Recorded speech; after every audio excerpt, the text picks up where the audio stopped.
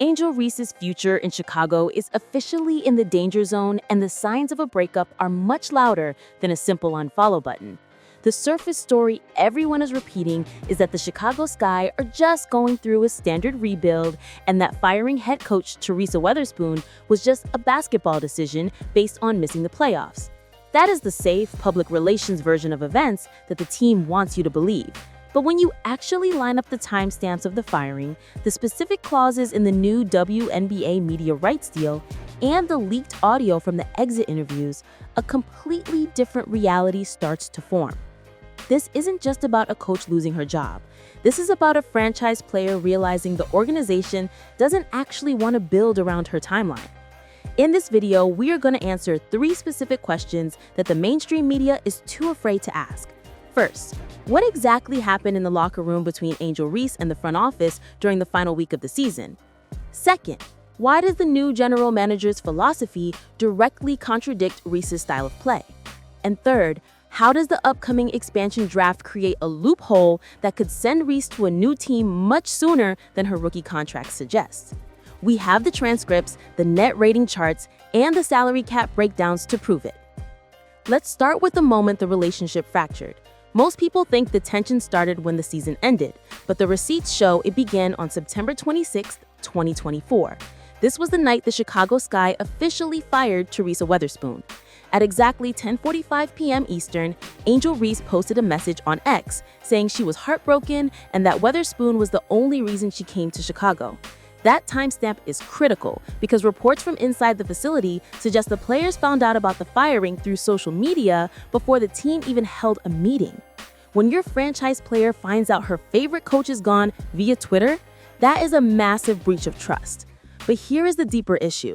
According to a report from the Chicago Sun-Times released the following morning, the decision to fire Weatherspoon wasn't just about wins and losses.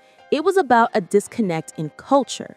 The report stated that management felt the locker room was too loose and lacked accountability. When you read between the lines, that is a direct shot at the culture Weatherspoon built, which was centered entirely around empowering Angel Reese. By firing the coach, the front office was effectively telling Reese that her way of doing things was no longer acceptable. Now we need to look at the evidence regarding the locker room dynamics leading up to that firing. Throughout the season, we saw plenty of viral moments, but the net rating data tells a brutal story about why the front office might be looking to pivot. According to the official WNBA stats database, the Chicago Sky actually had a better defensive rating in the minutes Angel Reese was off the floor during the final stretch of the season, compared to when she was on it. This doesn't mean she isn't a great rebounder, but it gave the front office ammunition. We obtained the lineup data from the month of August, specifically after the Olympic break. The team's spacing collapsed. Opposing teams were ignoring Reese on the perimeter, clogging the paint, and forcing the Sky's guards into impossible shots. This frustration boiled over. You could see it on the court. There was a specific possession from the August 25th game against the Las Vegas Aces. At the 4-minute and 12-second mark of the third quarter, you can see Chinetti Carter drive into a wall of 3 defenders because Reese's defender didn't even bother to guard her at the elbow. Carter throws a frustration pass, leading to a turnover. The body language was terrible. This wasn't just one play, it was the entire offensive system failing. This brings us to the most shocking part of this saga, which brings us to our second major point, the exit interviews. Usually, exit interviews are standard procedures where players say they will work on their jump shot and come back better. This was different. Sources close to the team indicated that the communication between Reese and the new management structure was icy at best. But the real smoking gun came from the new general manager, Jeff Pagliocca.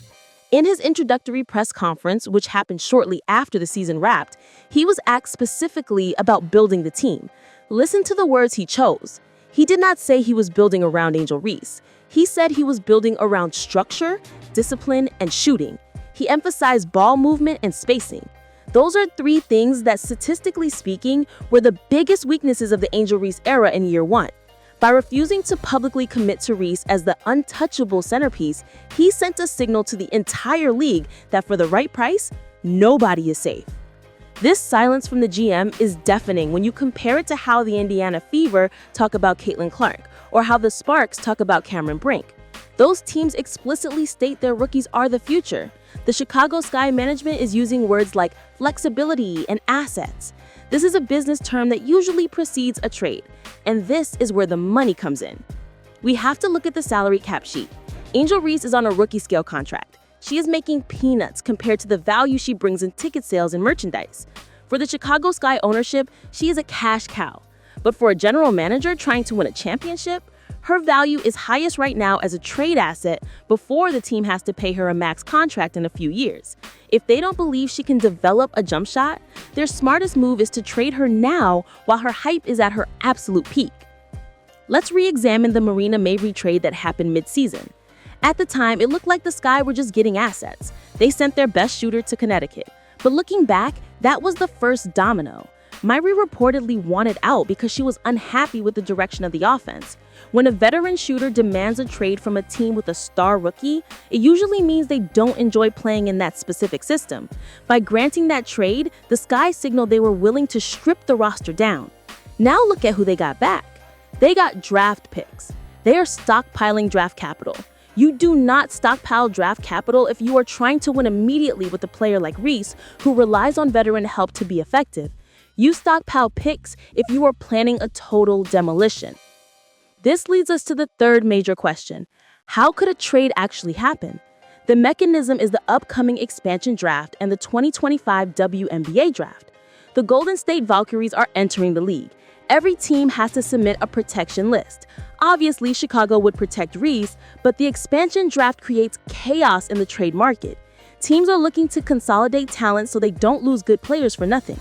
If Chicago feels that Reese is unhappy and her social media behavior suggests she is, they might look to move her to a team that has a shooting infrastructure to support her in exchange for a massive haul of picks and young players who fit this new pace and space system the GM wants. Think about the leverage Angel Reese has right now. She is not just a WNBA player. She is a global brand. She has the Unrivaled 3-on-3 league coming up in the offseason. This league is going to pay players massive salaries and give them equity.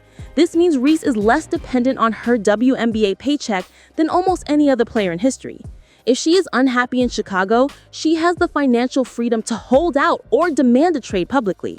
We saw this in the NBA with players like Ben Simmons or James Harden. The power dynamic has shifted. The Chicago Sky need Angel Reese more than Angel Reese needs the Chicago Sky.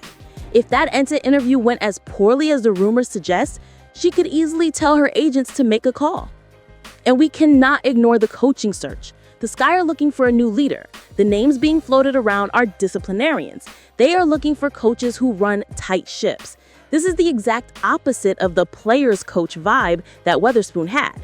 If they hire a coach who's hard-nosed and demands Reese change her game immediately, that friction will explode in training camp. We have seen this movie before. When a star player and a rigid system collide, the player usually forces their way out. Let's look closer at the timeline of the unfollowing drama. Shortly after the season ended and the firing happened, fans noticed that Reese was not engaging with team content.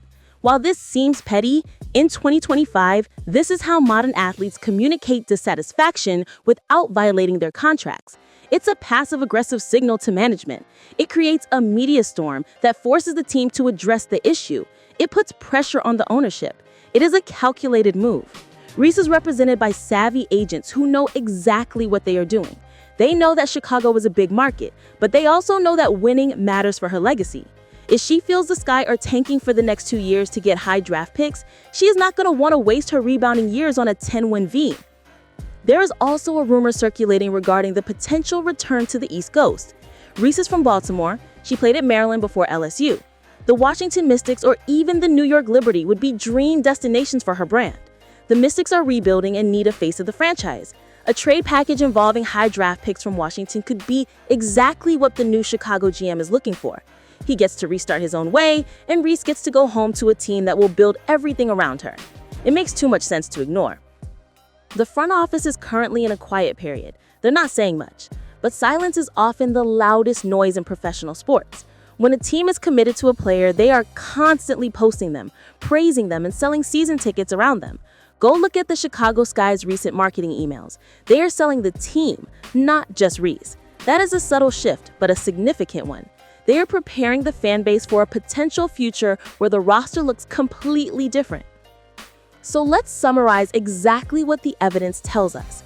We have a fired coach who was a player's main ally. We have a new GM preaching a style of play that contradicts the player's current skill set. We have a salary cap situation where the player is a massive trade asset.